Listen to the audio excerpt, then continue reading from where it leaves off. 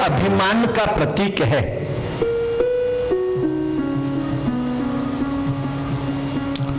तुम भी जब तक मैं हूं या मैं करता हूं, ये मैं रूपी लकड़ी को नहीं छोड़ोगे, तब तक परमात्मा को प्राप्त नहीं कर सकोगे। और दूसरा कारण ऐसा है कि भगवान की पीठ में अधर्म का वास है। तो कन्हैया आगे दौड़ रहा था और माता पीछे थी, तो माता की दृष्टि कन्हैया की पीठ पर थी और अधर्म को देखने वाला मनुष्य परमात्मा को कभी भी पकड़ नहीं सकता है।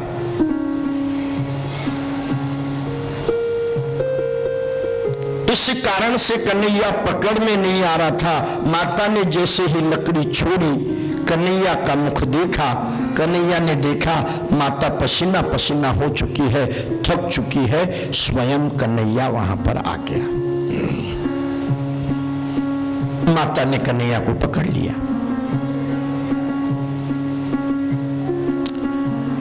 अब कन्हैया के दोनों हाथ पकड़ करके रस्सी से बांधने लगी, क्योंकि आज माता बड़ी क्रोधित है। वह विचार कर रही है कि ये चोरी की आदत कब तक इसकी चलेगी। ये चोरी की आदत छोड़ता नहीं है। कन्हैया का हाथ बांधने के लिए रस्सी ली, गांठ मारने के लिए रस्सी को ऐसा किया तो 2 अंगुल छोटी पड़ गई। फिर और एक रस्सी ली, रस्सी से रस्सी बांधी, फिर बांधने गई, फिर 2 अंगुल छूटी। एक के बाद एक कई रस्सियां बांध गई, फिर भी 2 अंगुल छोटी। अब हो गया ऐसा था कि कन्हैया लक्ष्मी का पति है। ये माँ और सासू का और बहू का झगड़ा है। मां पति को बांधने को जा रही है, इसलिए बहू रस्सी में आकर के बैठ गई। कन्हैया ने देखा माता बड़ी परेशान हो गई, लक्ष्मी से कहा है चल बाहर हो, हम माँ बेटे के बीच में तेरा कोई काम नहीं है। क्योंकि वो कन्हैया था, आजकल का बेटा थोड़ी था।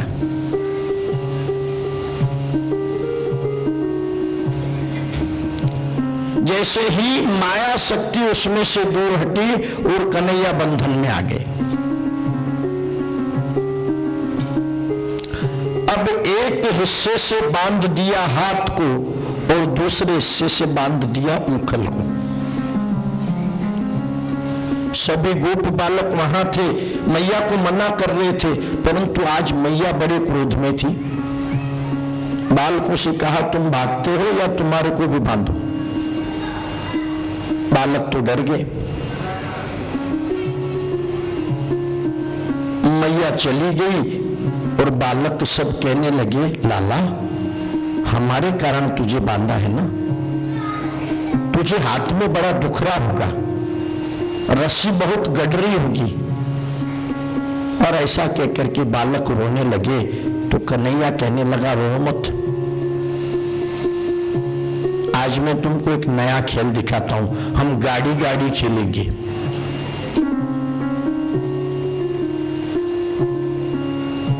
हाथों को बांधी हुई जो रस्सी थी उसको खींचा, उंगल जो खड़ा हुआ था वो नीचे गिर गया। रस्सी के ऊपर से एक टांग डाली और हाथों से खींचने लगी, साथ साथ में मुख घुटने लगा गाड़ी की तरह। ऐसे नंद बाबा के द्वार में आंगन में होते हुए जहां यमलार्जन के वृक्ष थे वहां पर पहुंचे।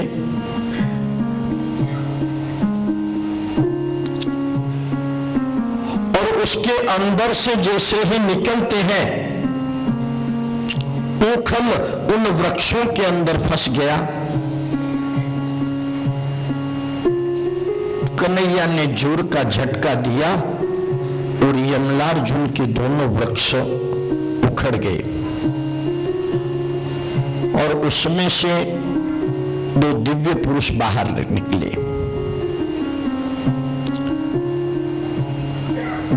ये दोनों नल और कुबर नाम के कुबेर के पुत्र थे। पिछले जन्म में इनको अपने पिता की संपत्ति का बड़ा मद था, इसलिए अप्सराओं के साथ में ये सरोवर के अंदर नग्न स्नान कर रहे थे। उसी समय पर वहां से देव ऋषि नारद जा रहे थे। उनको देख करके उन अप्सराओं ने तो वस्त्र धारण कर लिए, परंतु ये नल और कुबर मद में मत्त होकर के वैसे ही स्नान करने लगे। तो इनको शाप दिया गया कि तुम वृक्ष की योनि में जाओगे। क्षमा मांगी, तब शाप दिया कि स्वयं नारायण तुम्हारे को मुक्ति देंगे।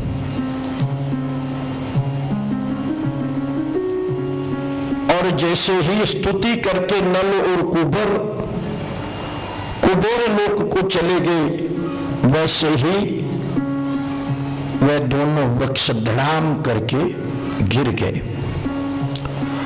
उसकी आवाज हुई, उसकी आवाज सुन करके सभी लोग दौड़ते चले आए। बाहर जो गोप वृंद थे वे दौड़ते आए। नंद बाबा आए। नंद बाबा ने देखा कि कन्हैया उंखल से बंधा हुआ है। नंद बाबा कहने लगे, किसने बांधा है मेरे लाला को? नंद बाबा क्रोधित हो गए, कन्हैया को रस्सियों से खोला, अपने गोद में लिया और कहने लगे, कान्हा तू किसका बेटा है?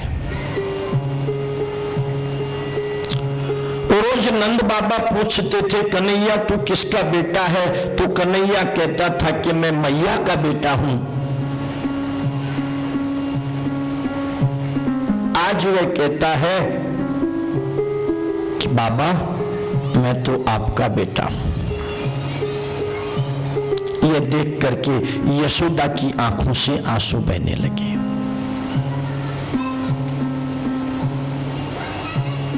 क्या करूं? इसकी चोरी की आदत छुड़ाने के लिए मैंने इसको बांधा था। मैंने इसको दंड देने के लिए या मारने की मेरी कोई इच्छा नहीं थी।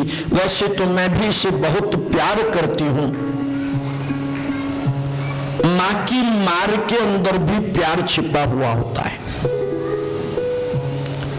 बालकों को अगर मां पिता अगर डांटते हैं तो वो उनका बुरा करने के लिए नहीं, उस कार्य के द्वारा जिसके लिए वे डांट रहे हैं उसके द्वारा हमको सावधान करने के लिए, उससे हमें किसी प्रकार का नुकसान न हो, इसके लिए बालकों को माता पिता डांटते हैं। परंतु अंदर से तो उनको अपने बच्चों का प्रेम होता है, बच्चों का भविष्य नहीं बिगड़े, ये उनकी आत्मीयता होती है।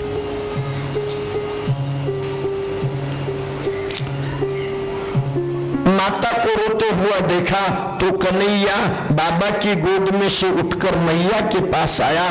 दोनों हाथों से मैया के आंसू पूछे, मैया की गोद में बैठ गया और कहने लगा, मैया मैं तो तेरा ही बेटा हूं। मैया बड़ी प्रसन्न हुई।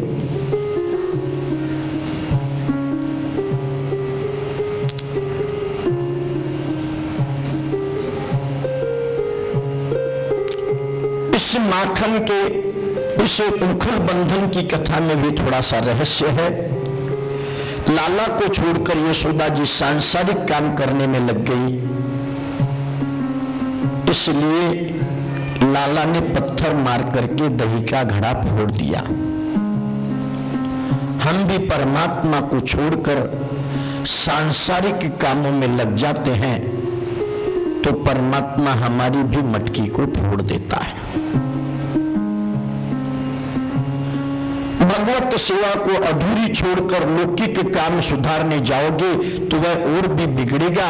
इसलिए तो श्री कृष्ण ने दही का घड़ा फोड़ दिया।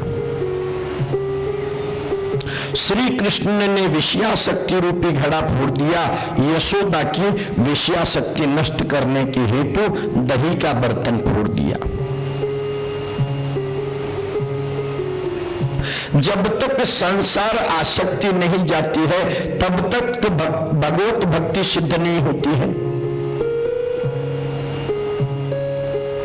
संसार के विषय भोगों से कभी तृप्ति नहीं मिलेगी।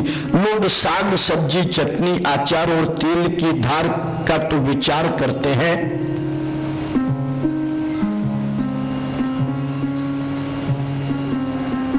परंतु परमात्मा के बारे में बिल्कुल नहीं सोचते हैं और ऐसा करते समय पर परमात्मा को ताक पर रखते हैं। तेल से सराबोर होने पर भी वे चाव से खाते हैं। अब जरा सोचो कि आज तक हमारे पेट में न जाने कितना तेल गया होगा,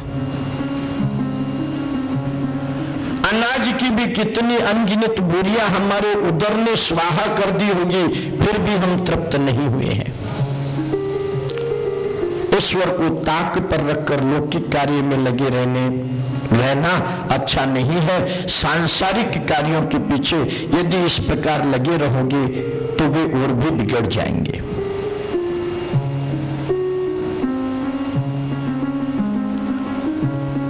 इस प्रकार से सांसारिक कार्यों को त्याग करके और कन्हैया को अपने साथ में रखोगे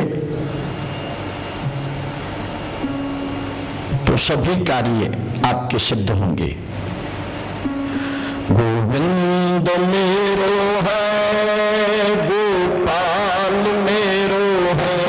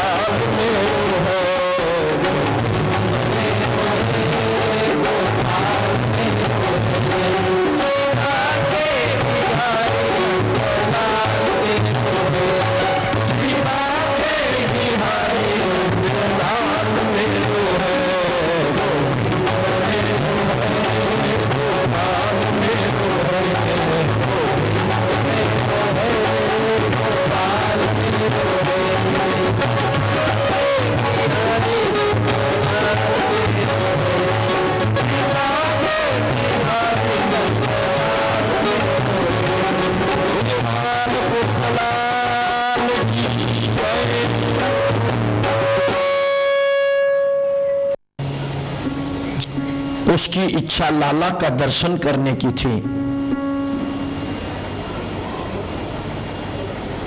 तो एक ब्राह्मण से उसने उपाय पूछा। कहने लगी, महाराज मैं नित्य प्रति नंद बाबा और यशोदा के द्वार पर जाती हूं, परंतु मुझे कन्हैया का दर्शन नहीं होता है। तो आप कोई उपाय बताइए।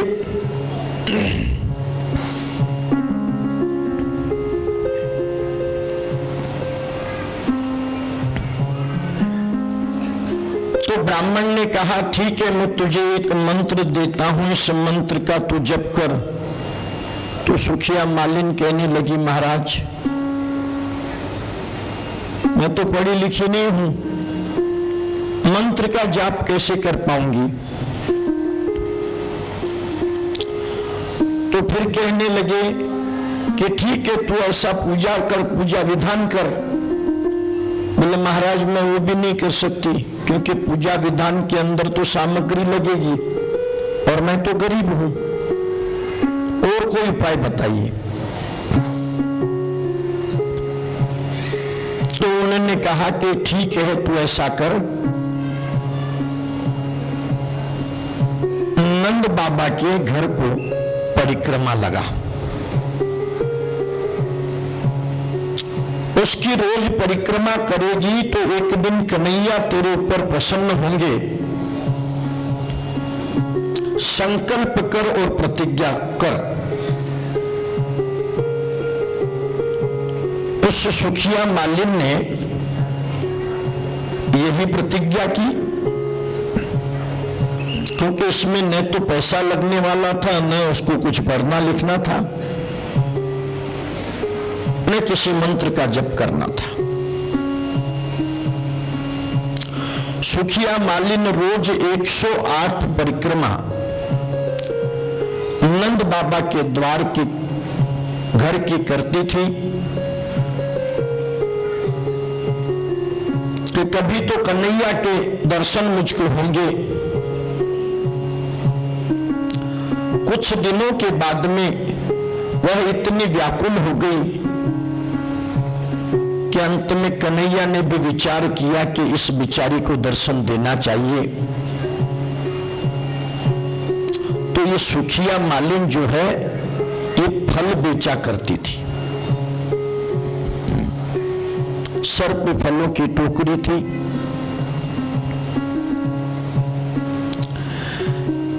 उस दिन उसकी आतुरता को देख करके कन्हैया बाहर आया। बाहर आकर के उसने कहा कि एक फलों वाली मुझको फल दे। तो सुखिया कहने लगी कि मैं इसे मुफ्त में फल नहीं देती, फल के बदले में तुझे मेरे को धान्य ला करके देना होगा। कन्हैया दौड़ते हुए अंदर गया, अपने दोनों छोटे छोटे हाथों के अंदर अनाज उठाया और दौड़ते दौड़ते बाहर आया और उसकी छबड़ी में डाल दिया। बोले ये ले, अब तो फल दे। बोले लाला ऐसे फल नहीं दूंगी, तुम मेरी गोद में आकर बैठ। कन्हैया कहने लगा, अगर इसको अच्छा लगता है तो मैं गोद में बैठ जाता हूं। कन्हैया गोद में बैठ गया। कई वर्षों से बिछड़े हुआ जीव और शिव दोनों एक हुए। उस सुखिया मालिन को बड़ा आनंद आया और अब तो वह सुखिया मालिन कन्हैया से कहती है कि लाला मुझे मां कह करके बुलाना, क्योंकि उस सुखिया मालिन को संतान नहीं थी।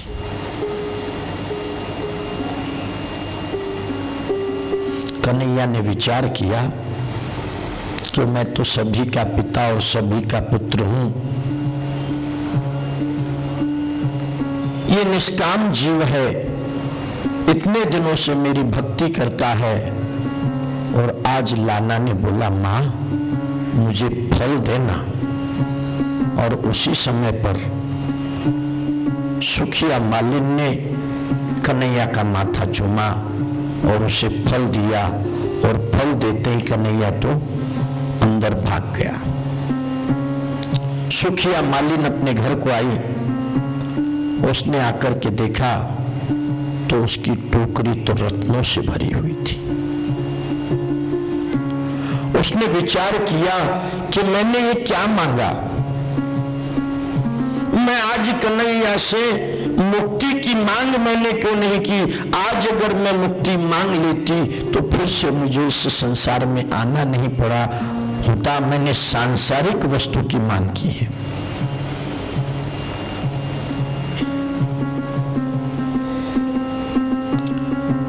अब कन्हैया ने माखन चोरी की आदत छोड़ दी थी, इसलिए एक दिन एक गोपी के पास में गए, उससे जाकर के कहा मुझे माखन दो। तो गोपी कहने लगी, लाला माखन ऐसा फुकट में नहीं मिलता है, तुझको कुछ काम करना होगा। तो कन्हैया ने कहा ठीक है करूंगा। फिर गोपी ने पूछा तुझे माखन क्यों चाहिए, तेरे घर में तो बहुत माखन है। बोले मुझे माखन नहीं खाना, मेरे को मेरे मित्रों को खिलाना है। बोल तेरा क्या काम है, जल्दी बोल, मेरे मित्र बाहर ठहरे हुए हैं। गोपी ने कहा कान्हा एक काम कर, वो जो पाट रखा हुआ है ना, वो पाट उठा करके लेकर के आ। पाट थोड़ा भारी था, कन्हैया उठाने के लिए गया, ऐसे उठाने लगा, पांव में पीतांबर उलझ गया, पाट सिर पर आ गया और पीतांबर नीचे सरक गया। सभी गोपियां हंसने लगी। कन्हैया ने पाट ला करके दिया,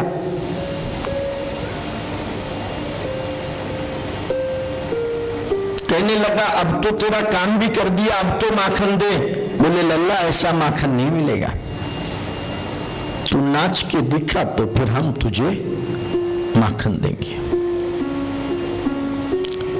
और सारी दुनिया को नचाने वाला आज इन गोपियों के प्रेम के आगे नाचने लगा। रस खान ने भी कहा है, शेष महेश गणेश दिनेश सुरेश जाहि निरंतर गावे, जाहि अनादि अनंत अखंड अछेद अभेद सुवेद बतावे। नारद से सुख व्यास रटे पची, हारि तरे पुनि पान न पावे। ताहि अहेर की छोरोइया, छचिया बड़ी छाछ पे नाच नचावे। थोड़ी सी माखन के लिए ऐसे प्रभु को नाच नचा रही है। यहां आकर के गोकुल लीला समाप्त होती है। गोकुल के अघासुर गोकुल के अंदर तृणावत आदि के, सक्टासुर आदि के इन विघ्नों को देख करके सभी गोप इकट्ठे होते हैं और विचार करते हैं कि गोकुल का परित्याग किया जाए और जहां पर हम सुरक्षित रह सके, हमारे सभी गायों का बछड़ों का ठीक से पालन हो सके, ऐसे किसी अन्य स्थान पर जाया जाए। सभी ने विचार किया तो उस समय पर नंद के भाई उपनंद ने कहा कि यहां से थोड़ी ही दूरी पर वृंदावन है, वहां पर चला जाए और वहां जाकर के रहा जाए। वहां पर यमुना का जल भी है, गिरि गोवर्धन भी नजदीक है। उस गिरि गोवर्धन के कारण हमारे पशुओं को अच्छा सा चारा मिल जाएगा। यमुना नजदीक होने से पीने के लिए पानी मिल जाएगा और हम वहां पर सभी सुरक्षित रहेंगे। कन्हैया को भी ये विचार अच्छा लगा। सभी ने गोकुल का परित्याग किया और सब के सब वृंदावन में आए हैं, क्योंकि वृंदावन की तो महिमा बड़ी न्यारी है। वृंदावन धाम अपारो रटे जा राधे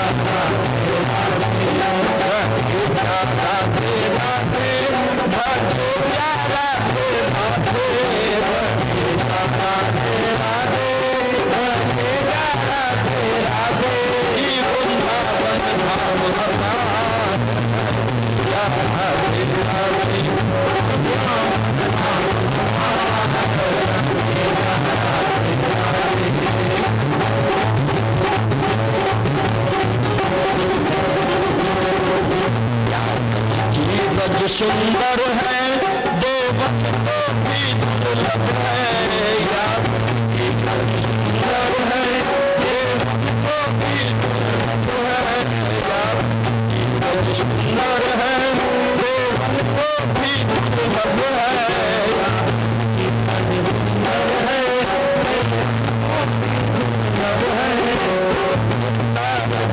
शीश जलाया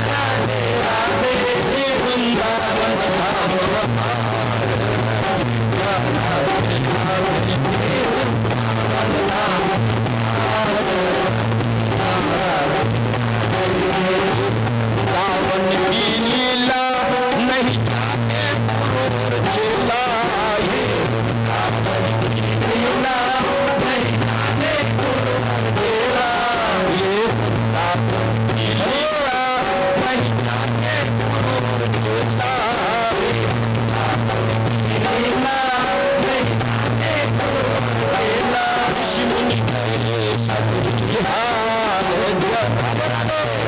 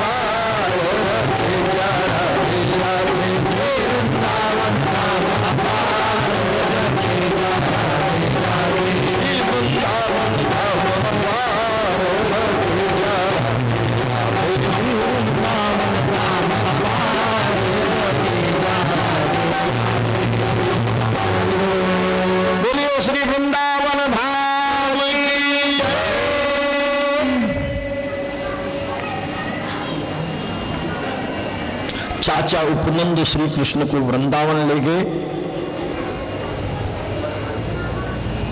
जिसे ज्ञान वृंद संत का सहारा हो वह पतन के गर्त में गिर नहीं सकता है। किसका हाथ पकड़कर चलने से गिरने का डर नहीं रहता है, वह तो ईश्वर ही है। ईश्वर का हाथ पकड़कर चलोगे तो गिरने का डर नहीं होगा। वृंदावन में अकेले नहीं और वृंद लेकर के जाओ, अर्थात समूह में जाओ। अकेले वृंदावन मत जाओ। गोप गोपियां सब वृंदावन गए। वृंदावन में यमुना किनारे और गोवर्धन पर्वत को देख करके राम कृष्ण और सभी बालकों को बड़ा आनंद हुआ। यहां आकर के भगवान वत्सपाल हुए, बाल मित्रों के साथ बछड़े चराने लगे। यमुना किनारे सब भांति भांति के खेल खेलने लगे। यमुना भक्ति के किनारे दो बाधाएं उपस्थित होती है। एक होती है वत्सासुर अर्थात अज्ञान अंध श्रद्धा, और दूसरी होती है बकासुर अर्थात दंभ। यमुना जी ये भक्ति का प्रतीक है, और यमुना के दो किनारे पर, भक्ति के दो किनारों पर दो बाधाएं उपस्थित होती है। एक तो वत्सासुर अर्थात मनुष्य का अज्ञान और अंधश्रद्धा, और दूसरी बकासुर अर्थात दंभ। बगुला ये दंभ का प्रतीक है। बग भगत अर्थात दंभी मनुष्य। भक्ति के किनारे दंभ आ बसता है, उसकी घाट में मत फंसना। दंभ के समान कोई पाप नहीं है, अर्थात अभिमान के समान कोई पाप नहीं है। घमंड नहीं होना चाहिए। अन्य पापों के प्रायश्चित किए जा सकते हैं, दंभ का प्रायश्चित नहीं होता है।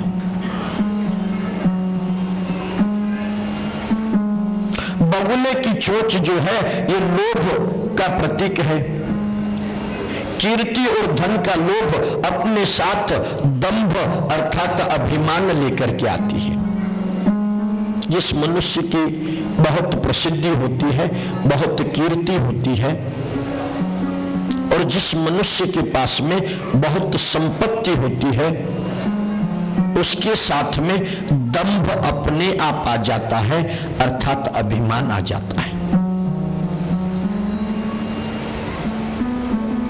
बगुले की चोंच लोभ है और कीर्ति है धन का लोभ, अपने साथ दंभ भी ले आता है। यमुना भक्ति के किनारे पर बगुला दंभ के आते ही सारा खेल बिगड़ जाता है। एक बार श्री कृष्ण अपने बाल मित्रों के साथ वन में बछड़े चराते हुए खेल रहे थे,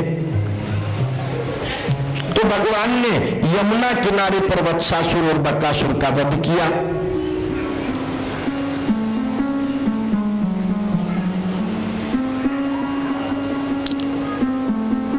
एक दिन की बात है कि ग्वाल बालों के साथ में भगवान बछड़े चरा रहे थे।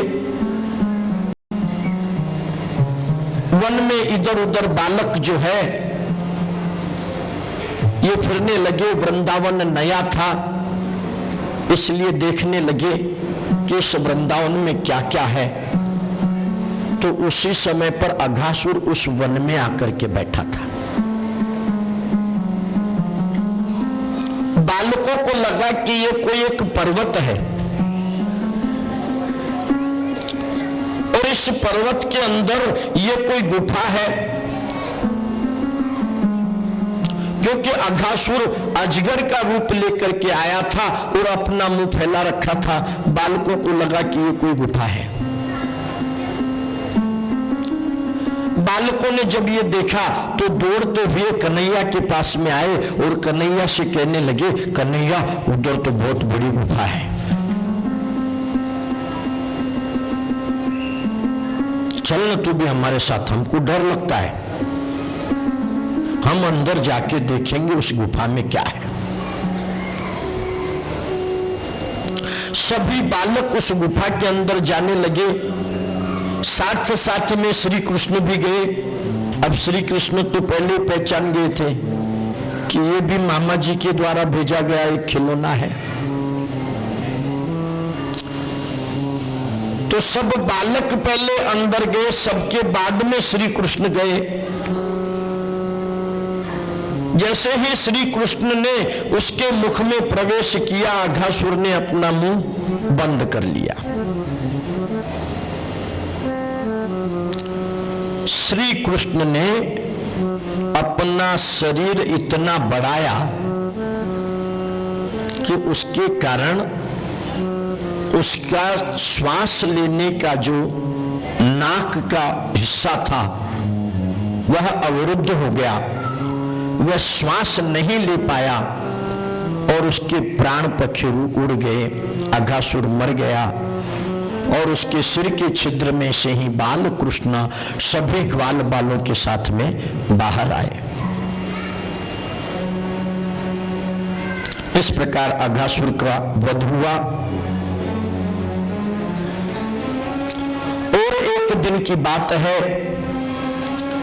कि ये सभी ग्वाल बाल जो हैं रोज सुबह वत्सपाल बनकर के निकलते थे, बछड़ों को साथ में लेकर के यमुना किनारे बछड़े चराने के लिए सुबह में निकलते थे। साथ में इनकी माताएं इनका भोजन देती थी। शिदोरी प्रत्येक बालक के साथ में उनके घर से लाया हुआ भोजन होता था। अब ये बालक भोजन करते समय पर सब कन्हैया के साथ भोजन करना चाहते हैं, इसलिए बछड़ों को यमुना किनारे पर चरने के लिए छोड़ दिया है और भोजन करते समय पर सभी को कृष्ण का दर्शन हो, इसलिए भोजन करने के लिए ये पद्म व्यूह के अंदर बैठते हैं। कमल की पंखुड़ी कभी एक के पीछे एक नहीं होती है। कमल के पुष्प किसी तरह एक के पीछे दो, दो के पीछे तीन, इस प्रकार से सबको कन्हैया दिखेगा, इस प्रकार से कमल व्यू बना करके, गोल कमल व्यू बना करके ये सब बच्चे अपने अपनी सिदोरी खोलते हैं। आजकल की भाषा में डब्बा खाने का।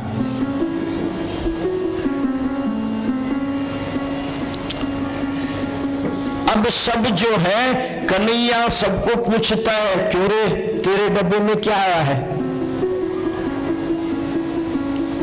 और इन ग्वाल बालों की भी इच्छा है कि कन्हैया मेरे भोजन में से कुछ भोजन करे। अब कन्हैया की आदत थी कि भोजन करते टाइम पे हंसी मजाक करता था।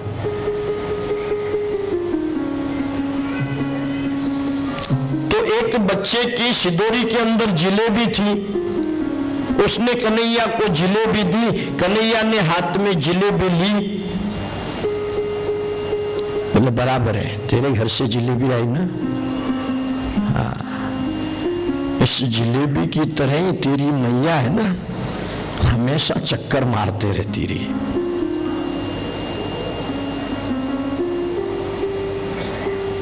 एक बच्चे ने लाकर के वहां पर पे दही बड़ा दिया। बोलिए किसने लाया? मैंने लाया। हाँ, तेरी माँ दही बड़े की तरह ही फूली हुई है। कन्हैया इस प्रकार से सभी से मजाक कर रहा था। रोज प्रत्येक बालक कुछ न कुछ लेकर के आता, कन्हैया को कुछ देता था।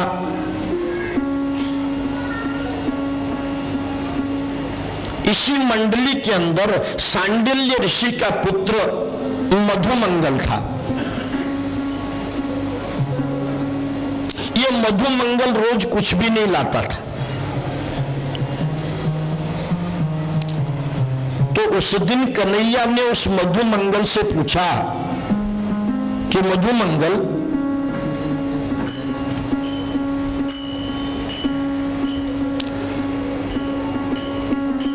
छोटे छोटे बछड़ों को ये सभी ग्वाल बाल वहां चराते थे, साथ में छोटे छोटे बछड़े थे और ग्वाल भी छोटे छोटे थे।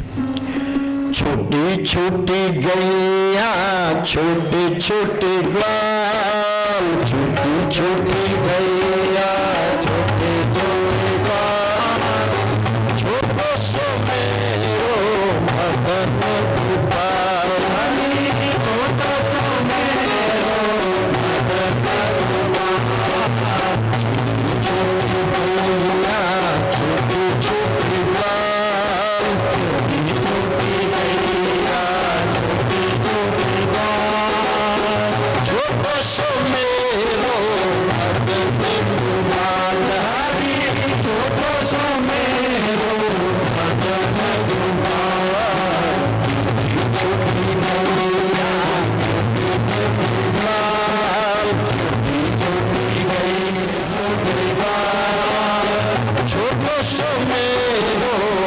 लाल हरी छोटो सो मेरो घास खावे गैया दूध पीवे गाय घास खावे गैया दूध पीवे गाय घास खावे गैया दूध पीवे गाय घास खावे गैया दूध पीवे गाय माखन खावे मेरो लाल हरी माखन खावे मेरो छोटी बोलो छोटो सो मेरो मदन दुआ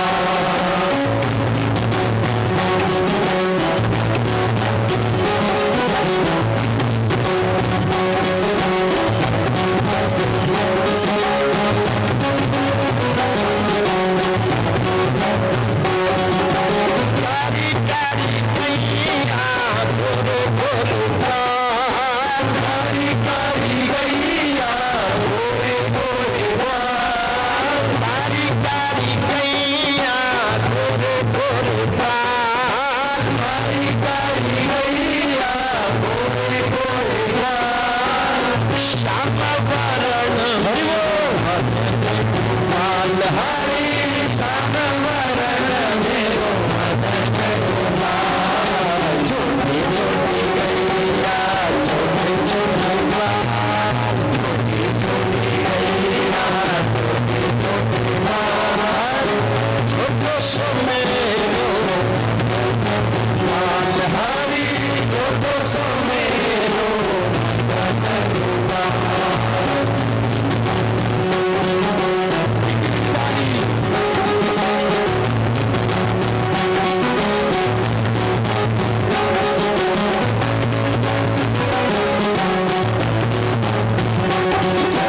छोटी छोटी लंबी छोटे छोटे हाथ छोटी छोटी लंबी छोटे छोटे हाथ छोटी छोटी लंबी छोटे छोटे हाथ छोटी छोटी लंबी छोटे छोटे हाथ बंसी बजावे मेरो लाल हरी बंसी बजावे मेरो मदन गुलाल छोटी छोटी गैया छोटी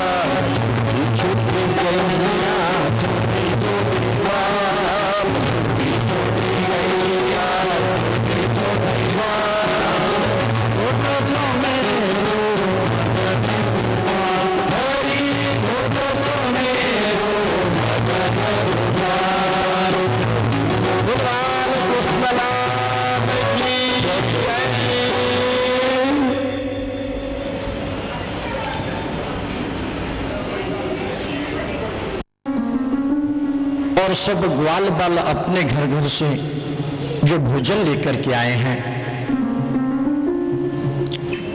उसको पद्म व्यूह में बैठकर भोजन कर रहे हैं। सबके मध्य में कन्हैया है, सबको लाला के दर्शन हो सके इसलिए सभी बालक चारों ओर से जिस प्रकार से कमल की पंखुड़ियां एक दूसरे के पीछे नहीं होती, एक दूसरे में अंतर रखकर होती है, उस तरीके से बालक बैठे हुए हैं। सभी बालक अपने अपने घर से लाए हुए भोजन में से कन्हैया को भोजन देते थे और कन्हैया जिसका जैसा भोजन होता था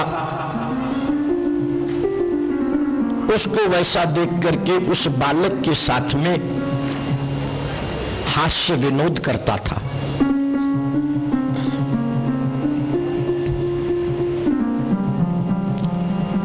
एक मधुमंगल नाम का बालक उनके साथ में था। यह बालक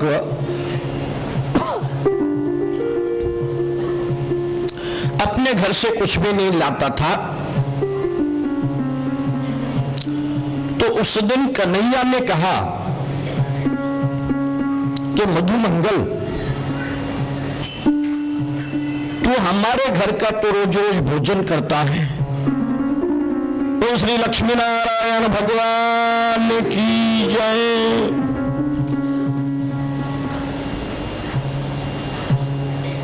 कन्हैया कहने लगा, मधुमंगल तू रोज हमारे घर का भोजन करता है, परंतु अपने घर से यहां पर हमारे लिए कुछ भी नहीं लाता है।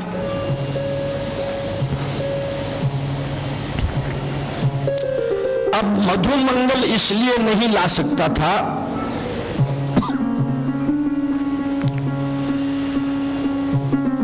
क्योंकि मधुमंगल के पिताजी का नाम था सांडिल्य ऋषि और माता का नाम था पूर्णमासी।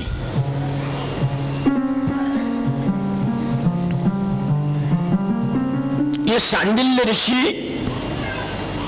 ब्राह्मण मुहूर्त में ही उठ जाते थे।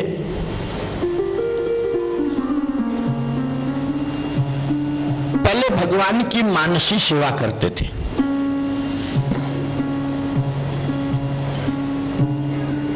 मानसी सेवा होने के पश्चात यमुना में जाकर स्नान करते थे, साथ में जल लेकर आते, जाप करते, स्तोत्रों का पाठ करते। ऐसा करते करते सायंकाल कन्हैया ने आवाज लगाई, रे मधुमंगल, पूर्णिमा मौसी ने मेरे लिए भेजिए, तू अकेला पी रहा है। और कन्हैया ने उसकी तरफ दौड़ लगाई।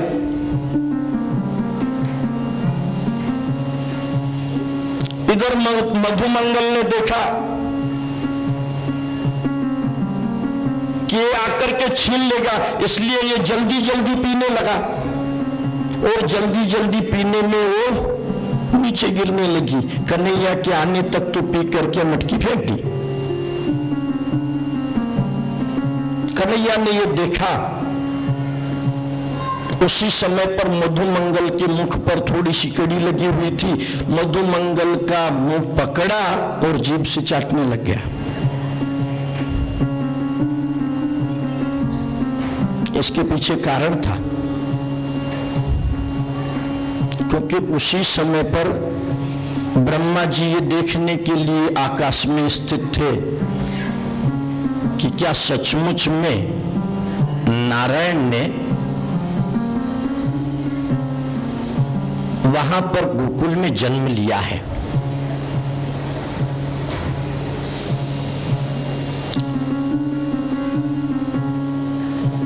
तो ब्रह्मा ने जैसे ही देखा कि ये तो मुख चाट रहा है, ये काय का नारायण है,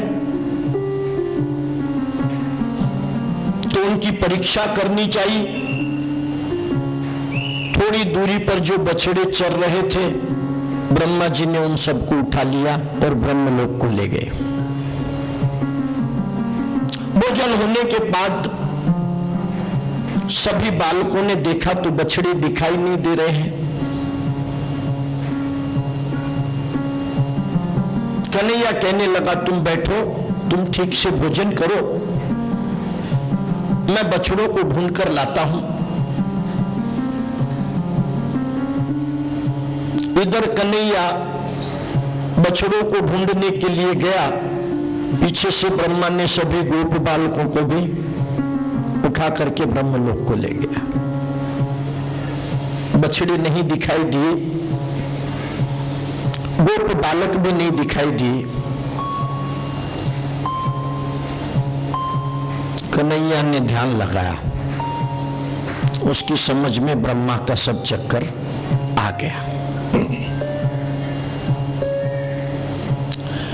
जितने बछड़े थे, जितने ग्वाल बाल थे, सभी का रूप अब तो कन्हैया ने ले लिया है।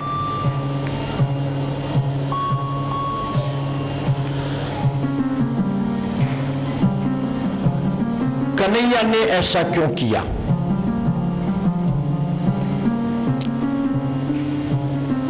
क्योंकि मैंने आपसे सुबह में भी कहा था, कल भी कहा था कि ये जो गोपियां हैं, इस गोकुल के अंदर जिन्होंने जन्म लिया है, ये कोई साधारण स्त्रियां नहीं है। इनमें से कुछ गोपियां श्रुति रूपा है। श्रुति कहते हैं वेद को। वेदों की ऋचाएं, वेदों के मंत्र जब भगवान नारायण का यश गाते गाते थक गए तो अंत में न इति कहने लगे। अर्थात हम नारायण के गुण इतने अगाध हैं, नारायण की महिमा इतनी अगाध है कि हम उसका पूर्ण रूप से वर्णन नहीं कर सकते। और नारायण की इतनी महिमा करते करते भी जब तक नारायण का दर्शन वेदों को नहीं हुआ तो अंत में थक हार करके वे गोकुल में गोपियां बन करके वेदों की ऋचाएं आई है। अन्नपूर्वा,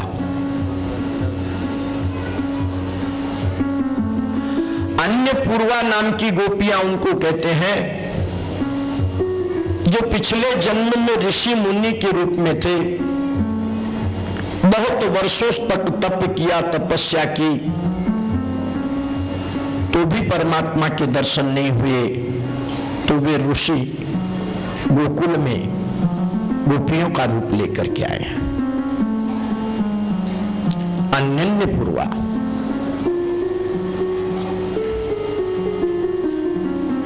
जो संत है वे महान संत गोपियों का रूप लेकर के आए हैं, उनका नाम है अन्नपूर्वा और सिद्ध रूपा गोपियां। सुखदेव जी ऐसे महामुनि जो हैं, ऐसे लोग भी वहां पर गोपी का रूप लेकर के आए हैं। ये सिद्ध रूपा गोपियां है।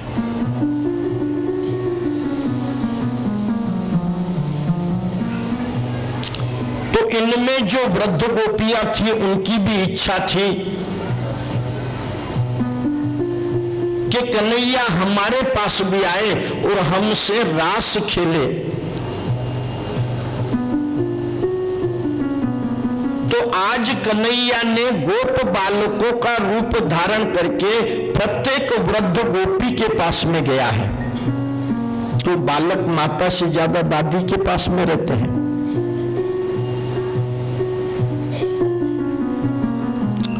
और जो कई ऋषि ऐसे थे जो गोकुल में गौ का रूप धारण करके आए हैं, उन गौ रूपी और गोपियों से रास करने के लिए आज भगवान ने उनके सभी बछड़ों का रूप धारण किया है।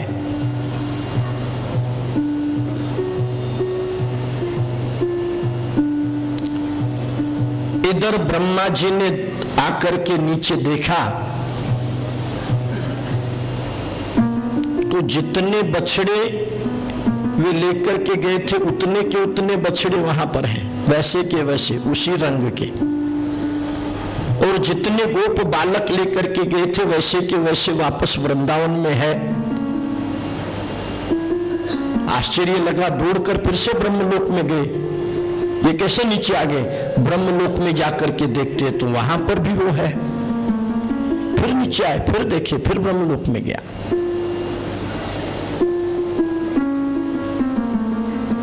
तो ब्रह्मा जी के लिए तो ये कुछ क्षण थे, परंतु ब्रह्मा जी के उन क्षणों के अंदर पृथ्वी पर का 1 वर्ष पूरा हो गया।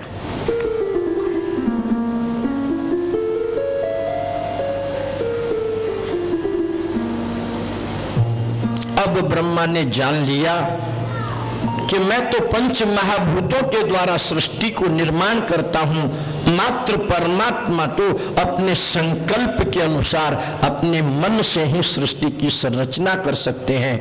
ब्रह्मा जी ने आकर के भगवान श्री कृष्ण से क्षमा मांगी।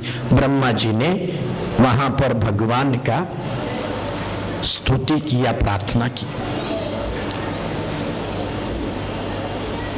तो जो अघासुर का वध इस चरित्र से पहले, ब्रह्मा का गर्वहरण से पहले किया था भगवान ने, उसकी कथा इन गोप बालकों ने अपने माता पिता को 1 वर्ष के बाद सुनाई।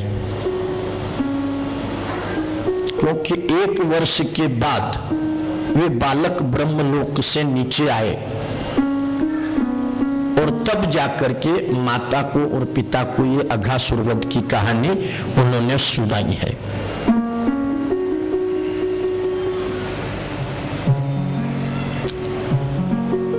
इस प्रकार से ब्रह्मा के गर्व का हरण परमात्मा ने किया।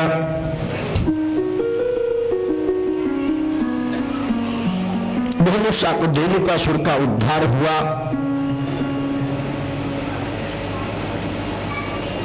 भगवान ने प्रलंबासुर का भी उद्धार किया।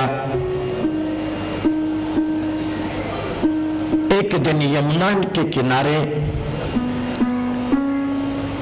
सभी गोप बालक मिलकर के और गेंद खेल रहे थे, चेंडू खेल रहे थे।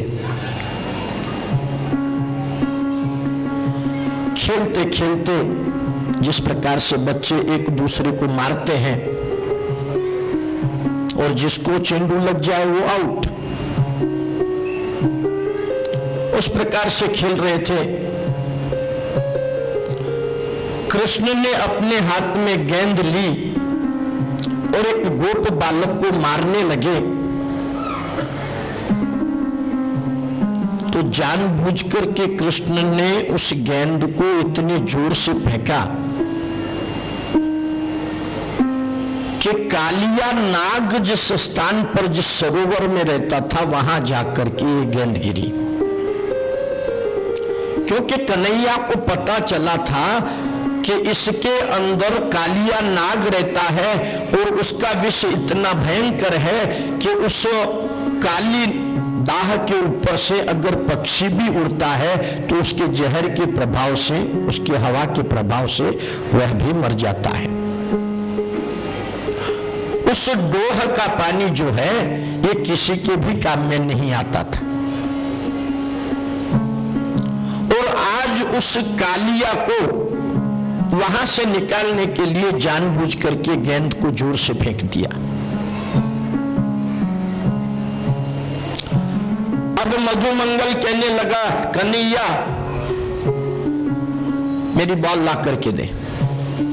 कन्हैया कहने लगा, मैं दूसरी दे दूंगा। नहीं, मुझे वही चाहिए। ठीक है, लाता हूं। कन्हैया कूद गया। अब तो सभी बालक हाहाकार करने लगी, चिल्लाने लगे, कन्हैया कन्हैया कन्हैया। उनकी आवाज सुन करके सभी वृंदावन वासी भी वहां पर दौड़े आए। माता यशोदा भी आई। सब कन्हैया को पुकार रहे हैं। माता यशोदा विलाप कर रही है और उसी समय पर कन्हैया उस नाग के सिर पर नाचता हुआ दिखाई दे रहा है। कन्हैया ने अपने पांव से ऐसा तांडव नृत्य किया कि जैसे जैसे वह नाग उसके ऊपर दंश करता वैसा ही वह उसके ऊपर पांव मार देता। इस प्रकार से नाग घायल हो गया, उसके मुख से रक्त बहने लगा। सभी नाग पत्नियों ने क्षमा मांगी, प्रार्थना की। भगवान ने कहा ये दुष्ट है, उससे कहा तुम इस दाह को छोड़ करके चले जाओ। वह कहने लगा महाराज मुझे गरुड़ का भय है, इसलिए मैं यहां से जाता नहीं हूं। तो उस समय पर भगवान ने कहा कि मेरे चरणों के चिन्ह तुम्हारे सिर पर अंकित हो चुके हैं। मेरे चरणों के चिन्ह को देखकर अब गरुड़ तुम्हें कुछ भी नहीं कहेगा, तुम इस दाह का परित्याग करो। वह नाग वहां से चला गया। इस प्रकार से कालिया का भगवान ने उद्धार किया। अब आती है इंद्र गर्वहरण की कथा।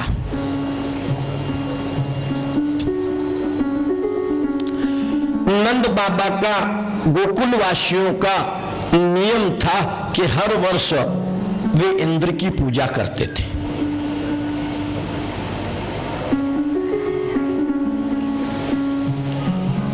इंद्र पूजन की तैयारी होने लगी। कन्हैया ने देखा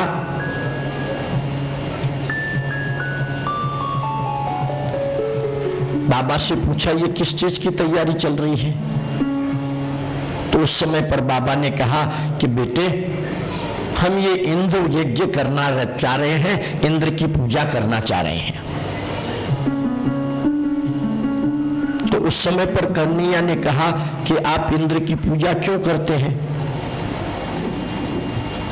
तो बाबा कहने लगे कि इंद्र हमारे यहाँ पे बारिश करता है, पानी बरसाता है,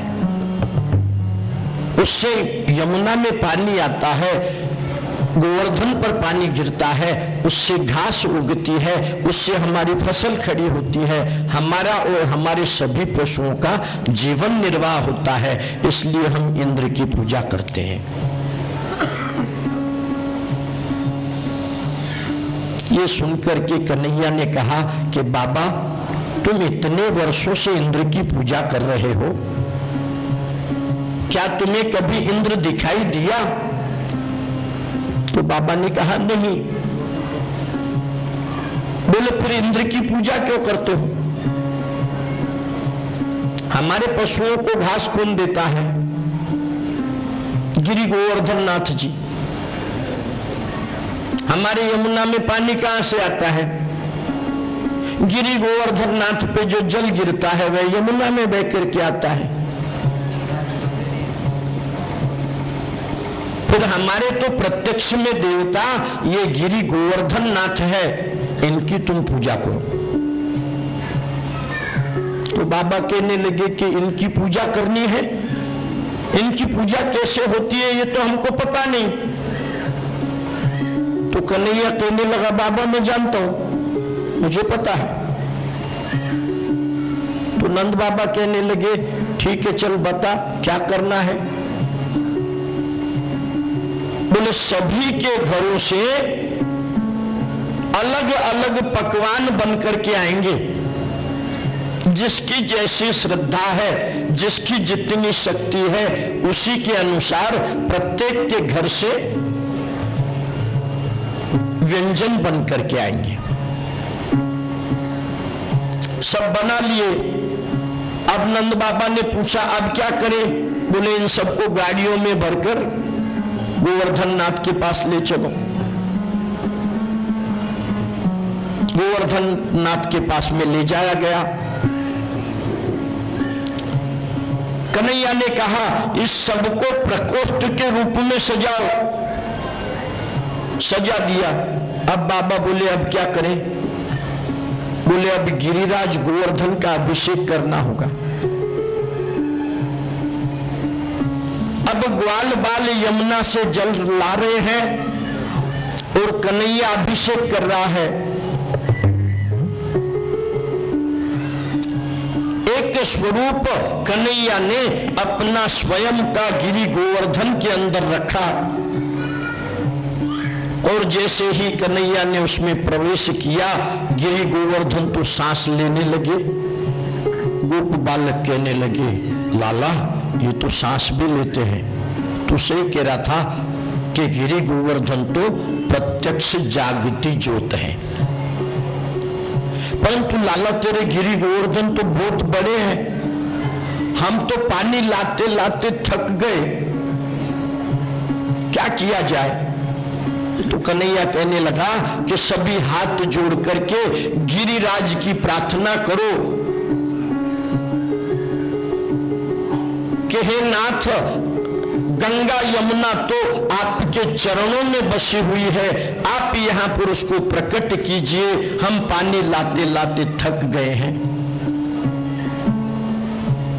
और उसी समय पर वहां पर मानसी गंगा प्रकट हुई और उसके जल से अभिषेक किया गया। अभिषेक समाप्त होने के बाद में ग्वाल बालों ने कहा अब क्या करें? तो बोले टीका लगाओ। चंदन लेकर के टीका लगाने लगे तो कन्हैया ने मना कर दिया, गोवर्धन नाथ को चंदन का टीका नहीं लगता है, गोवर्धन नाथ को तो दही का टीका लगाओ, क्योंकि चंदन नाक में जाएगा तो छींक आ जाएगी और छींक आ गई तो हम सब नीचे गिर जाएंगे। दही नाक में भी चला जाएगा तो कुछ नहीं होगा, इसलिए दही का टीका लगाओ।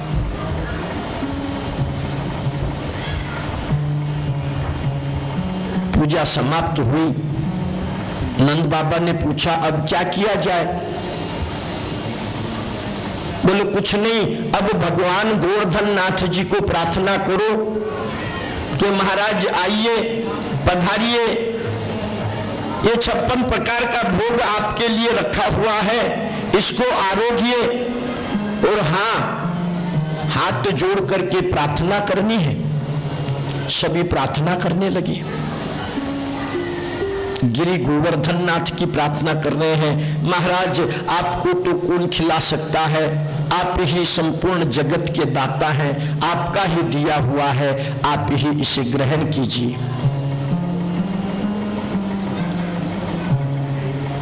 अब कन्हैया ने पहले उसमें प्रवेश कर लिया था, तो गिरि गोवर्धन नाथ जो है ये अब भोजन करने लगे। एक एक थाल का भोग लगाने लगे। उसी समय पर ग्वाल बाल देख रहे हैं और गिरि गोवर्धन नाथ जो है भोग लगाते जा रहे हैं। अब ग्वाल बालों ने सोचा कि गिरि गोवर्धन नाथ सब खा गए तो हमारा क्या होगा? ग्वाल बालों ने कन्हैया से कहा, लाला तेरे ठाकुर जी तो बहुत बड़े हैं, अगर ये सब खा गए तो हमारा क्या होगा? बोले नहीं, हमको भी प्रसाद मिलेगा।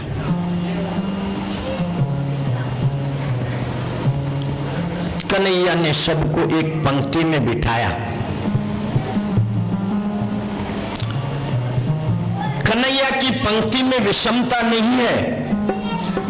कन्हैया की पंक्ति के अंदर न कोई छोटा है न कोई बड़ा है, सबको जिसको जहां जगह मिली उसको वहां पर बिठा दिया और कन्हैया अब सबको परोसते जा रहा है।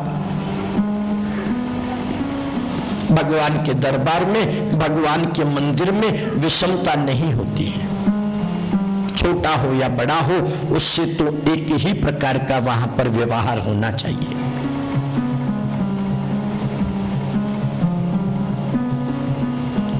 कन्हैया ने सबको भोजन पुरसा और कहा कि देखो ये महाप्रसाद है, झूठा नहीं छोड़ना, चाहिए तो और मांग लेना, परंतु थोड़ा थोड़ा लेकर के खाओ। कन्हैया ग्वाल बालों को ही नहीं हमको भी बता रहा है। आजकल कितने प्रकार के व्यंजन हम शादी ब्याह के अंदर बनाते हैं,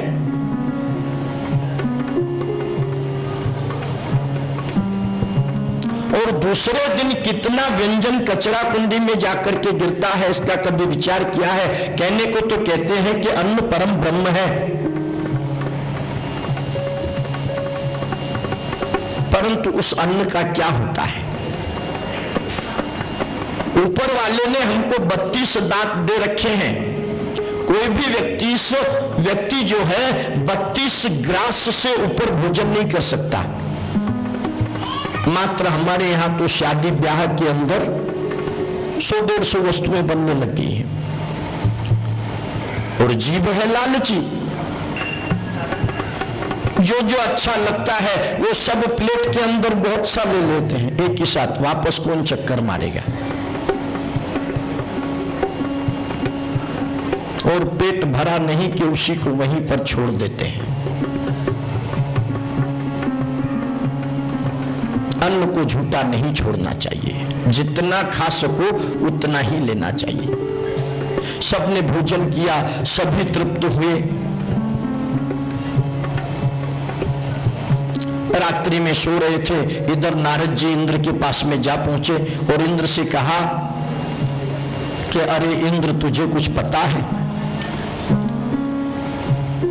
उस गोकुल के ग्वाले ने तेरी पूजा बंद करवा दी है। इंद्र को क्रोध आया, उसने सभी मेघों को आज्ञा दी कि 7 दिन तक ब्रज के ऊपर ऐसी बारिश करो कि संपूर्ण ब्रज जो है यह नष्ट हो जाए। जोर की वर्षा होने लगी, बिजलियां कड़कने लगी।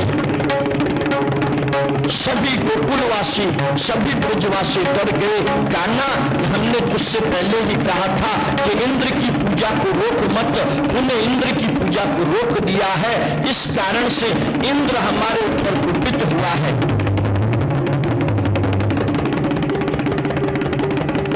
उसी समय पर तुम भी मेरी मदद करो।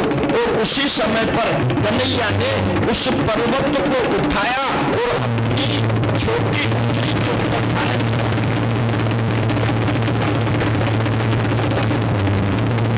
गिरिराज धरण की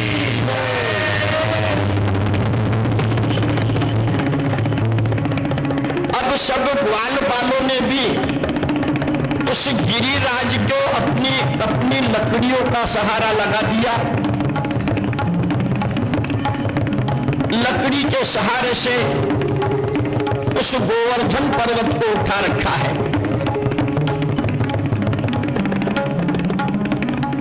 एक दिन हो गए, 2 दिन हो गए, ग्वाल बालों ने कहा कन्हैया, तू थक गया होगा, हमने पर्वत को पकड़ रखा है लकड़ियों से, तू अपना हाथ हटा ले।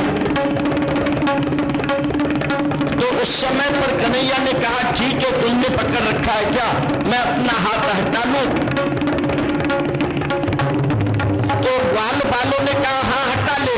और जैसे ही कन्हैया ने हाथ हटाया और सभी लकड़ियां चरमर करने लगी।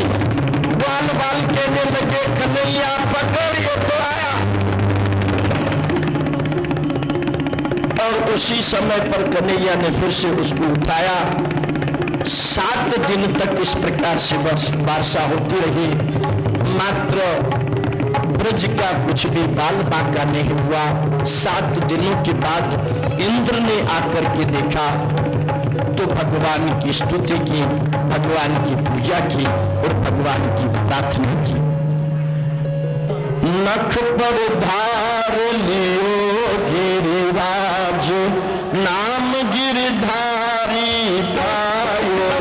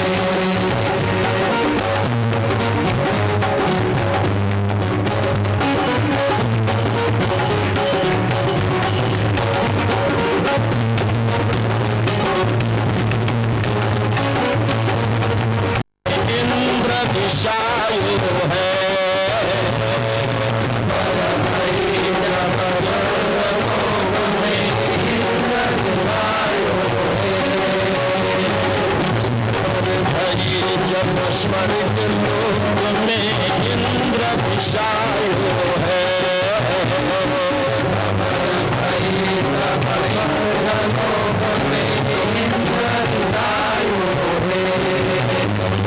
सातों रात दिन पर लाई